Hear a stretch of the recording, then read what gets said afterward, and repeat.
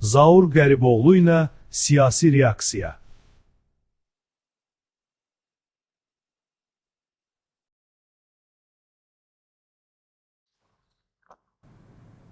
Hər vaxtınız xeyir əziz dostlar, dəyərli izləyicilər. Reaksiya TV-də siyasi reaksiyanın növbəti yayın buraxılışıdır. Bugün 31 mart Azərbaycanlıların soyqırımı günüdür. Bu günü biz unutmadıq, unutmamalıyıq, unutturmamalıyıq və bugün qonağım Ümid Partiyasının sədri İqbal Ağazadədir. Biz onunla bu və digər məsələləri sizi düşündürən, maraqlandıran, narahat edən məsələləri müzakirə edəcəyik. Hər vaxtınız xeyir İqbal bəy, xoş gördük.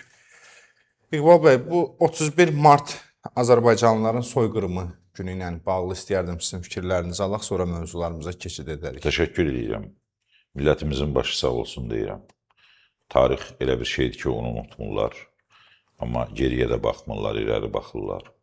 Biz 31 Mart'ı unutmadıq. Biz Qarabağ işğalı zamanı dünyasını dəyişən insanlarımızı unutmadıq. Biz işğal faktorlarını unutmadıq. Biz Göyçəni, Zəngəzuru, Dərbəndi, Borçalını, biz Güney Azərbaycanı unutmadıq. Bütün bu istiqamətlərdə dünyada baş verən hadisələr, regionda baş verən hadisələr fonunda gələcəyə yönəlik siyasətimizdə təbii ki, bütün bunların hamısını nəzərə almalıyıq. Və 31 Mart dünya Azərbaycanlılarının hamısının soyqırım günü kimi qeyd etdiyi bu tarixi biz gələcək nəsillərə ötürməliyik. Çünki bizim qonşumuz var. O qonşumuz zaman-zaman Azərbaycan torpaqlarına qəsd edib, zaman-zaman Azərbaycanlıların soyqırımında iştirak edib. Təkcə 20-ci əsrin əvvəlində deyil, elə 20-ci əsrin sonunda da biz eyni tarixi yaşamışıq. 18 Mart'ı, 18-ci ilin Mart qırğınlarını unutduğumuz üçün.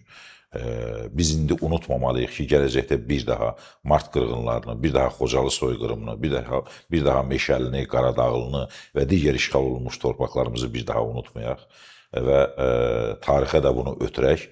Lakin bunun müqabilində həm də pozitiv olaq, gələcəyə yönəlik siyasətdə Cənubi Qafqazın gerçək sahibi, həm demoqrafik cəhətdən üstünlüklərimizdən, həm iqtisadi imkanlarımızdan istifadə edərək Cənubi Qafqazın gerçək sahibi olaq və bir Cənubi Qafqaz birliyinin tərkibində gələcəkdə İrəvana, Göyçəyə, itirilən digər torpaqlarımıza doğru böyük bir xətt başlayaq.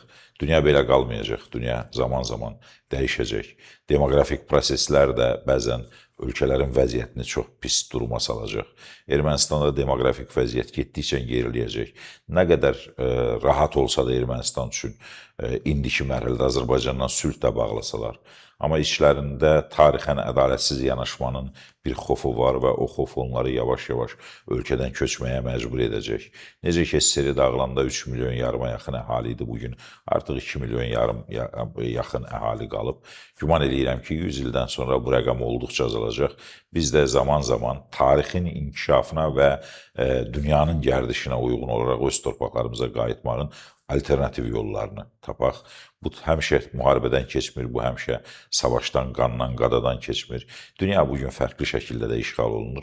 O işğallar fonunda da biz işğal faktoru ilə deyil də dədə-baba torpaqlarımıza, ata yurdumuza qayıtmaq istiqamətində bir addım atmalıyıq. Bir daha bütün tarix boyu, Azərbaycan tarixi boyu şəhid olan, dünyasını dəyişən bütün şəhidlərimizin hamısına uca məqam arzulayıram və Allahdan rəhmət diləyirəm. Allah rəhmət etsin. Deməli, İqbal bəy, dünən Azərbaycan kinosuna, mədəniyyətinə, incəsənətinə çox böyük bir itki baş verdi. Belə ki, Azərbaycan xalq artisti Rasim Balayevi itirdik. Mən baxdım ki, vida mərasimində siz də iştirak edirdiniz. Ona görə Rasim Balayevlə bağlı hər hansısa bir xatirəniz varmı, onu istəyərdim. Bir də oturub düşünəndə, baxanda ki, niyə indi Rasim Balayev çapında, onun böyüklüyündə bir aktyor, məsələn, bəlkə mən tanımıram, görmürük sanki. Azərbaycan kinosuna, Azərbaycan mədəniyyətinə, Azərbaycan incəsənətinə Rasim Balayev itkisi çox ağır bir itkidir. Sözün həqiqi mənasında. Nə qədər Həsən Məmmədov itkisi var idi, Şahmar Ələkbərov, Hamlet Xanızadə, Həsən Əbuluc, ondan əvvəlki dövrlərdə Nəsibə Zeynalova, Lütfəl Abdullayev, Mehdi Məmmədov və digərləri, o cümlədən Ələsgər Ələkbərov, Yusif Vəliyev və digər saymadığım, adını saymadığım nə qədər böyük sənətkarlarımız var idi. Yəni onlardan sonra da gəlmədiyə, gerisi gəlmir. Və onlar bir məktəb qoydu. Ədil İskəndərov məktəbi var idi, Mehdi Məmmədov məktəbi var idi Azərbaycanda. Və bu məktəblərin hamısı yavaş-yavaş sıradan çıxdı. Çox təəssüf ki, çünki biz keçid dövrünə düşdük. SSR-nin dağılmasından sonra kinoya, mədəniyyətə, incəsənətə, ölkə daxilindəki müharibə və iqtisadi, sosial çətinliklər də istirahət etdi. O məktəblər yavaş-yavaş iflas oldu. Amma bu demək deyil ki, Azərbaycanda mədəniyyətdə, incəsənətdə istedadlı insanlar yoxdur. Azərbaycan mədəniyyətində də, kinosunda da, teatrında da kifayət qədər istedadlı insanlar var. Amma istedadlı insanları yetişdirmək üçün birinci növbədə cəmiyyətin ona sifarişi olmalıdır.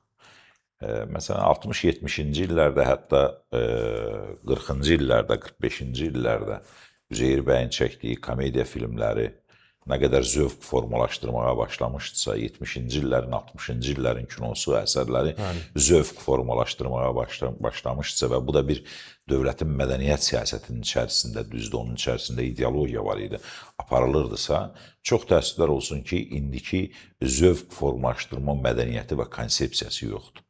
İndi bütün bunlar hamısı buraxılıb Allahın ümidinə, istedadlı insanlar belə hamısı boş, mənasız, çox təəssüf ki, bəzən senarilər üzərində çalışırlar və cılız aktyorlar kimi ortaya çıxırlar. Əslində isə çox bacarıqlı, potensiallı aktyorlardır. Bugün Azərbaycanın şükürlər olsun ki, hələ Cahangir Zeynalovu var, bugün Fəxrəddin Manafovu var, Mehriban Zəkisi var, yeni nəsildən Duyğu Dəvəli və Nərmin xanım, tutaq ki, Türkiyədə çox gözəl filmə çəkilir. Çoxdur, adlarını saymaqla bitən deyil. Amma necə istifadə edirik, onlara nə təqdim edirik oynamaq üçün, onlara nə təqdim edirik zövq formalaşdırmaq üçün və yaxud hamımızın güldüyümüz, amma əslində bəzən də tənqid etdiyimiz Komedixananın aktyorları və yaxud da Rafael və Coşqunun teatrı və yaxud da Parni İzbakunun aktyorları hamısı istedadlı adamlardır. Onların heç bir istedadsız adamlar deyil. Sadəcə olaraq zövqlər o qədər aşağıdır ki, cəmiyyətin zövqünü o qədər aşağı indiriblər ki, o insanlar da cəmiyyətin zövqünə uyğun gülüş və yaxud da satira təqdim edirlər. Ona görə də bayaq olur. Ona görə də bayaq olur, çünki düşünən adamlar üçün bayaq olur. Cəmiyyət üçün o qədər də bayağı deyil onlar. Çünki cəmiyyət ona gülür, cəmiyyət ondan əylənir, cəmiyyət ondan boş vaxtını keçirir, cəmiyyət ondan efir qarşısında oturur və yaxud televiziya qarşısında oturur və yaxud da salonlara gedir. Amma o adamların hamısı kifayət qədər istedadlıdır. Hansı senarini təqdim edə bilirik və yaxud da tamaşaçı zövqü niyə yüksək deyil? Tamaşaçı zövqünün yüksək olması üçün çox ciddi mədəniyyət konsepsiyası olmalıdır. Çox ciddi mədəniyyət konsepsiyasının içərisində Mədəniyyət Nazirliyi və dövlətin müvafiq strukturları konsepsiya işləməlidir. Efir mədəniyyətindən başlamış, televiziya mədəniyyətindən başlamış ta əsərlərə qədər. Bütün bunların heç birinin dövlət sifarişi yoxdur bugün. Dövlət təkcə qadağalar qoymaqla bu zövqü formalaşdıra bilməz. Filankəsi efirə çıxartmayın, filankəs efirdə olmasın.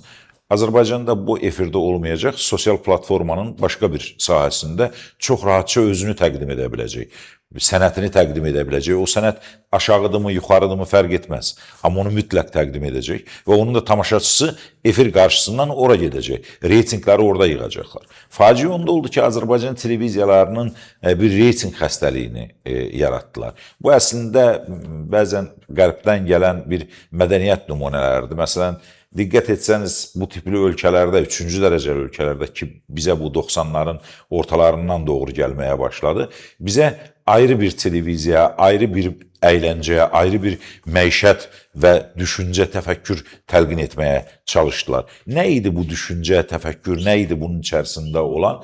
Əslində, daha çox əylənməyə, düşünməyə vaxtı olmayan bir cəmiyyət formalaşdırmaq istədilər. Məsələn, bugün ərəb ölkələrinin içərisində Səudiyyə Amerika Birləşmiş Ştatlarının ən yaxın müttəfiqidir. Amerika Birləşmiş Ştatlarının, tutaq ki, qoyduğu bir konsepsiya xətti ilə Səudiyyəyə futbol daşınır. Dünyanın yaşlanmış futbolçularının, amma tanınmış titullu futbolçuların hamısı daşınır Ərəbistana. Və orada ərəb xalqının emosiyalarını, hisslərini stadionlara daşıyırlar. Biz 90-cı illərdə biz eyni cür olduq. Qaçqınçılıq problemlər, o problemlərin fonunda sosial məsələlər müzakirə olunarsa, düşünülmüş, maarifləndirici verilişlər olardısa, mütləq tələblər başqa şəkildə olardı. Nə etdilər? Əyləncəni gətirdilər efirlərə. Nə etdilər? Əyləncə daha çox oldu. Nə oldu? Fərdləşdirdilər, problemlər fərdləşməyə başladı. Cəmiyyətin ümumi problemlərindən və bəlasından çox adamların problemlərini qabartdılar. Biri boşandı, biri uşağın qoydu, qaçdı, birinin başına hansısa bir müsibət gəldi və yavaş-yavaş cəmiyyət buna doğru alışdı və sonra artıq zövqsüz musiqilərin onun fonunda yavaş-yavaş efirə ayaq açması başladı. Çünki ciddi sənət, ciddi musiqi həm də ciddi mövzu tələb edir, ciddi müzakirə, ciddi diskussiya tələb edir. Bunlar olmayanda isə bayağılığa doğru sürükləndi cəmiyyət. İndi bizim zövqlərimiz çox aşağıdır, amma istedadlarımız çoxdur. Məsələn, hamının əslində biraz bəlkə bayağı qəbul etdiyi Komedixananın aktyorları, Ənvəri də, Zarinası da, Xəyaləsi də, hər bir kifayət qədər istedadlı Hamısını da adamlar. yaxşı tanıyırsınız. Mən Azərbaycandayam, mən Azərbaycanda hamını tanıyıram. Mən Rafael və Coşqunun da kifayət qədər istedadlı olduğunu bilirəm. Mən Pariniz Bakuda hamının kifayət qədər istedadlı olduğunu bilirəm. Amma cəmiyyət onların hansı sözünə gülür? Cəmiyyət onların hansı hərəkətinə gülür? Cəmiyyət nəyə gülmək istəyir? Bax, problem bundadır. Cəmiyyətin nəyə gülmək istədiyini formalaşdıran mədəniyyət konsepsiyasıdır, mədəniyyət siyasətidir.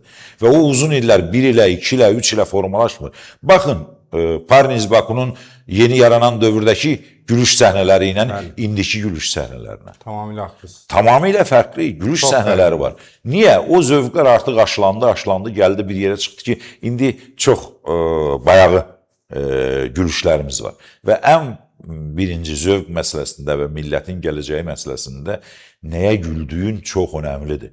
Bu millət çox pis şeylərə gülür indi. Həddən artıq pis şeylərə gülür. Və bu, onun zövqsüzlüyündən, həm də cəmiyyət olaraq cəhalətə doğru getdiyindən xəbər verən amillərdir. Bunları mədəniyyət siyasəti dəyişməlidir. Yoxsa həmin aktyorlar yenə də var. Allah rəhmət eləsin. Dünən rəhmətə getdi. Tutaq ki, Rasim Balayev. Rasim Balayev neçə illərdir hansı rola çəkilib ki? Heç bir rola. O cəmiyyətin o sifarişi yox idi.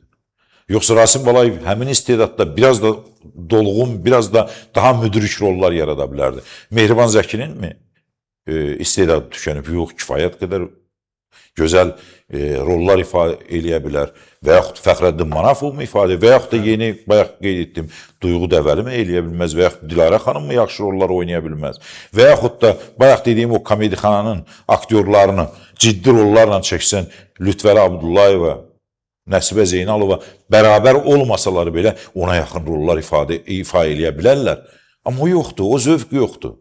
Bugün biz fərqli şeylərə gülürük. Kimdir günahkar? Cəmiyyət günahkar? Hökumət, cəmiyyət yox. Bu konsepsiyanı hökumət yerinə yetirməlidir.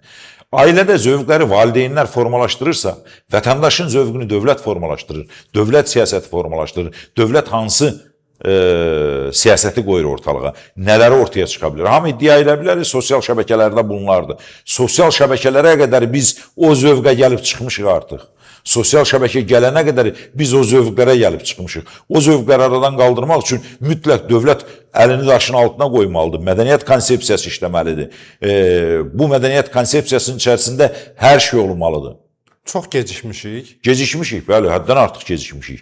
Bu zövqləri yenidən geri qaytarmaq üçün 20 ilə qədər vaxt lazımdır. Siz düşünməyin ki, bunu bir ayın, 2 ayın içərisində qadağı ilə həll etmək mümkün olar.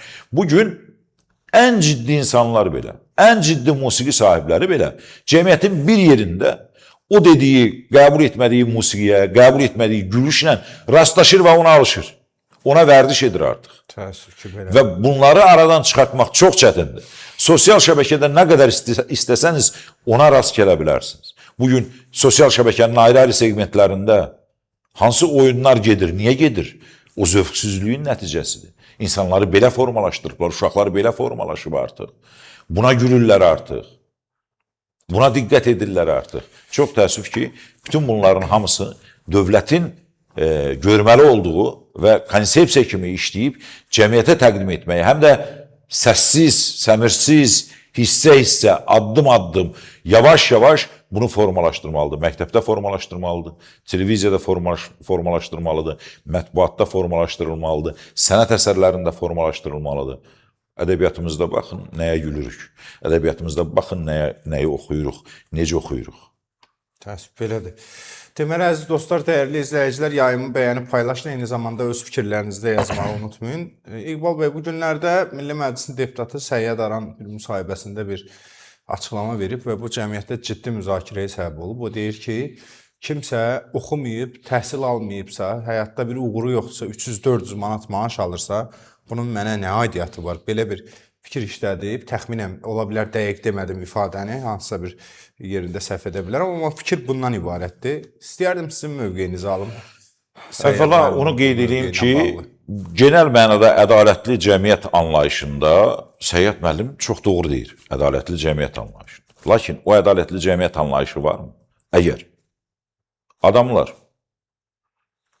sənəd verirlər dövlət qulluğuna keçmək üçün, ən yüksək bal toplayıb müsabiqədən kəsilirsə və yaxud da adam hüquqşünas qutarıb Bakı Dövlət Universitetinin və yaxud da bir başqa universitetin diplomunu alıbsa, gəlir, onu vəkillik üçün təzədən imtahan edirlərsə, halbuki bu xidmət növüdür və ona vəkil kimi fəaliyyətini bir hakim bir ərizə ilə vəkilliyinə son qoya bilirsə, hansı cəmiyyətdən danışır? Məhkəmə azad deyilsə, məhkəmədə problemlər varsa, hüquq mühafizə orqanında problem varsa, rüşvət, korrupsiya varsa, tutulan icra başçılarının hamısının milyonlarla vəsaiti çıxsa, 900 min manat, 1500, 2000 manat maaş alan icra hakiminin milyonlarla vəsaiti çıxırsa, məhkəmə qarşısına çıxardılırsa, bu cəmiyyətdə Səyyad Aran yanlış deyir.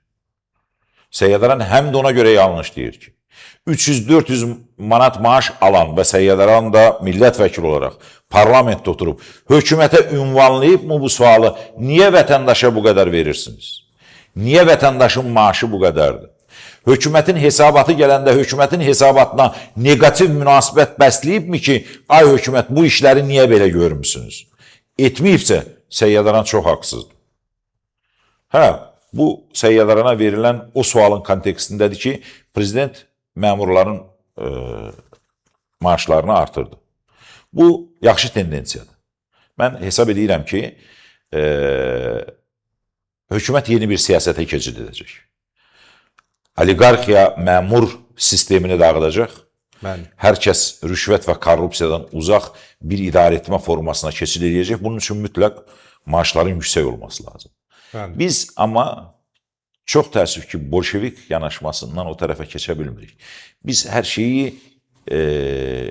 aşağı təbəqə ilə müqayisə etmək istəyirik. Həm də İqbal bəy, üzr istəyirəm, bura bir əlavə edeyim ki, bu təkcə məmurların maaşı artmayıb. Digərlərində maaşı. Xidmət, dövlət qulluğunda işləyən adi xadimənin, digər... Bilirəm, orada faiz nisbəti ilə alırlar. Bəli. Bu yaxşı bir tendensiyadır və bu davam etməlidir. Amma bununla belə vətəndaşın da maaşı artmalıdır. Vətəndaş da minimum istehlak zəmbiliyinə və yaxud da pensiyaçı da, müəllim də, həkim də buna uyğun maaş almalıdır. Deyə bilərlər ki, müəllim dövlət qulluqçusu deyil. Biz dəfələrlə qeyd etmişdik ki, müəllimlərə, dövlət sektorunda çalışan müəllimlərə dövlət qulluqçusu statusu verilsin. Onlar dövlət qulluqçusudur. Çünki onlar dövlətin konstitusiyasına uyğun olaraq pulsuz həm də dövlət məktəblərində vətəndaş yetişdirirlər, təhsil verirlər. Onlar necə olur nazirlikdə işləyən bir məmur dövlət qulluqçusu ola bilir, amma məktəbdə işləyən, körpəlikdən uşaq böyüdən, tərbiyə edən, onu cəmiyyətə hazırlayan bir müəllim dövlət qulluqçusu olmur. Nədən olmur? Niyə onun gördüyü iş saatla hesablanır, dərs dediyi saatla hesablanır, qulluqla hesablanmır? Axı da dövlətə qulluq edir. Çünki dövlət qulluğuna onları keçirtmiş olsalar, onları mərkəzi dairə və məntəqə seçki komissiyalarında təmsil etməyə icazə olmayacaq. Çünki dövlət qulluqçularının qanunla orada təmsil olunması qadağandır. Vacibdirmi ki, orada təmsil olunsun? Ha, onu da hökumətə sual verəcəksiniz. Vacibdirmi? Olsun mu, olmur? Bizə görə olmasın. Onlar da 5 il müddətinə 3 istiqamətdə bir tərəflərdən, hakim partiyadan və azlıqdan təşkil olunan komissiya üzvləri kimi 5 ildə onlar o görəvi yerinə yetirsin. Yəni, bu bir sistemdir. Güman edirəm ki, atılan addımlar bu istiqamətdə buna doğru yönəlib. Nə qədər olacaq? Bunun üçün mütləq konstitusiya islahatları lazım. Bunun üçün mütləq referenduma gedilməlidir. Bunun üçün mütləq idarəetmə sistemində çox böyük dəyişikliklər edilməlidir. Yük dövlətin üzərinə və dövlətin məmurunun üzərindən daha çox vətəndaşın seçdiyi insanların üzərinə yüklənməlidir. Bələdiyyələrin üzərinə yüklənməlidir. Bələdiyyələr İri şəhər bələdiyyələri yaradılmalıdır, məclisləri yaradılmalıdır, büdcələri formalaşdırılmalıdır və insanlar seçdikləri adamlardan, bələdiyyə üzvlərindən öz problemlərinin həllini tələb etməlidirlər. Məmur bu məsələdə kənara durmalıdır. Dövlətin yükü bu istiqamətdə azaldılmalıdır. Dövlət işıq satmamalıdır, dövlət qaz satmamalıdır, dövlət su satmamalıdır.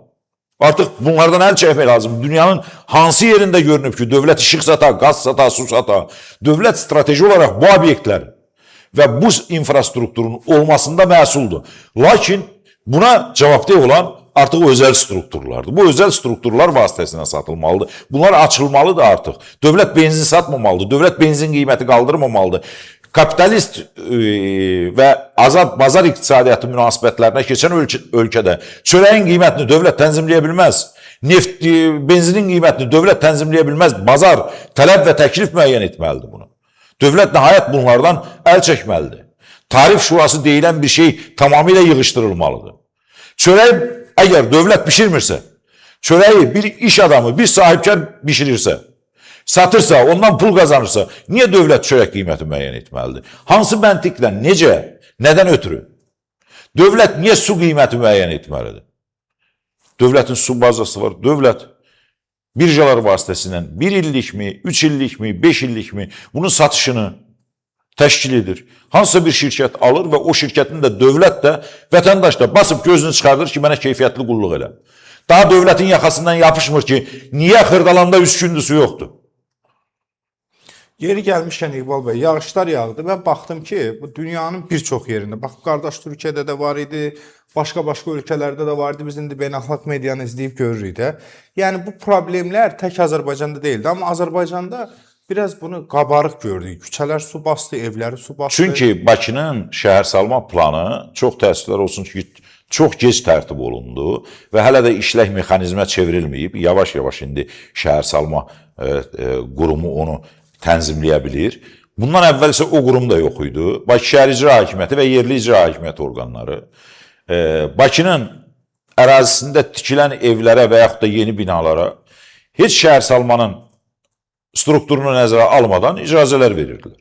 Bir kanalizasiya sistemi tikilib 10 bina üçün Bakı Şəhər İcra Hakimiyyəti vaxtı ilə icazə verirdi, 30 bina qoşulurdu o kanalizasiya xəttinə. Və yaxud da yağış sularının sistemli şəkildə küçələrdən axıdılması üçün drenaj sistemi qurulmurdu. Qoşurdular kanalizasiya sisteminə. Baxın, Bakının bütün köhnə infrastruktur kanalizasiyasının hamısı yolların ortasından keçir. O yolların ortasından keçən hamısı yağış suyu, yağış yağan kimi o struktur tamamilə iflic vəziyyətinə düşür. Hamısı axır ora. Çünki drenaj yoxdur. Yağış sularının axınması üçün drenaj yoxdur. Və nəticədə nə olur?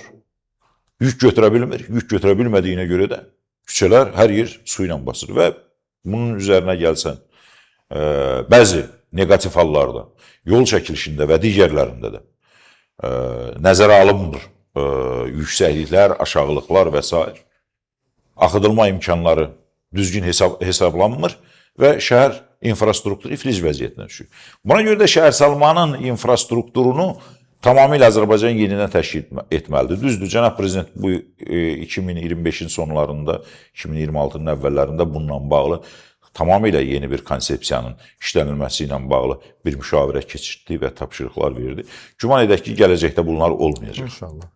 Əziz dostlar, dəyərli izləyicilər, yayımı bəyənib paylaşmanızı xahiş edirəm. İqbal bəy, biz bölgəmizdə, qonşumuzda baş verən hadisələrə də biganə qala bilmərik. İstəyərdim İran, İsrail, Amerika Birləşmiş Ştatları müharibəsinin haqqında da sizin fikirlərinizi alaq. Artıq bir ayı ötüb və hələ də davam edir. Amma dünən Trump bir təhdid dolu çıxış etdi. Dedi ki, əgər onlar razılaşmayacaqsa biz onların enerji resurslarını, su ehtiyatlarını və digər infrastrukturlarını məhv edəcəyik. Konkret belə dedi ki, yerindən yeksan edəcəyik. Necə görürsünüz bu müharibənin gedişatını? Müharibənin gedişatı nə qədər çəkəcək, necə çəkəcək deyə bilmərəm. Bunu proqnozlaşdırmaq o qədər də sadə deyil. Trump özü də proqnozlaşdırmış ki, çox qısa zamanda bitəcək. Rusiya da planlaşdırmışdı ki, Ukrayna müharibəsi bir həftənin içərisində bitəcək, amma proses davam edir. Amma sonunda İran, Amerika Birləşmiş Ştatlarının istədiyi şəkildə olacaq. Bu nə rejimin dəyişməsidir, bu nə hakimiyyətin hətta dəyişməsidir. Bu sadəcə olaraq İranın gələcəkdə bütün strukturlarının hamısında, xüsusilə iqtisadi və siyasi strukturları Amerikanın razılığı olmadan addım atmayacaq.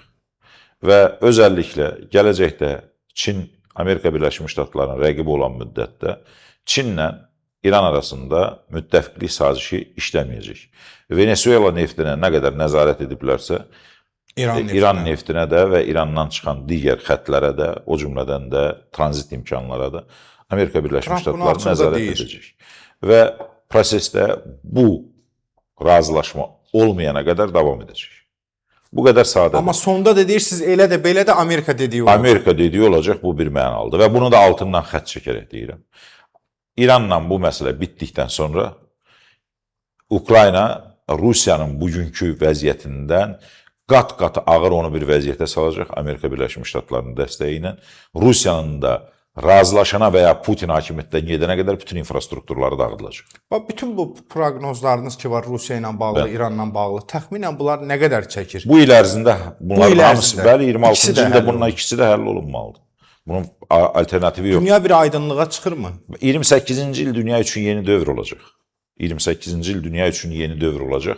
Yeni dünya nizamı yaranacaq. Yeni dünya nizamı 28-ci ildə Çinlə rəqabət edəcək. Bu artıq İranla, Rusiya ilə, Rusiyadakı kimi müharibə anlayışı ilə ola biləcək deyil. Burada artıq iqtisadi, siyasi sanksiyalarda söhbət gedəcək və Çinin üzərinə getmək üçün ən rahat vasitə insan haqları və demokratiya məsələləridir və 28-ci ildən sonra liberal və universal dəyərlərin geri qayıdışı prosesi başlayacaq. Onda artıq təkcə Çindən tələb olunmayacaq, digər dövlətlərdən də tələb olunacaq. Çinə qarşı qoyula biləcək ən böyük məsələlərdən biri isə insan haqları, demokratiya, ölüm hökmünün mövcudluğu və s. bunun kimi proseslər olacaq və o yerdən də Çin blokadaya alınacaq. İndi Çinin blokadaya alınması prosesi gedir.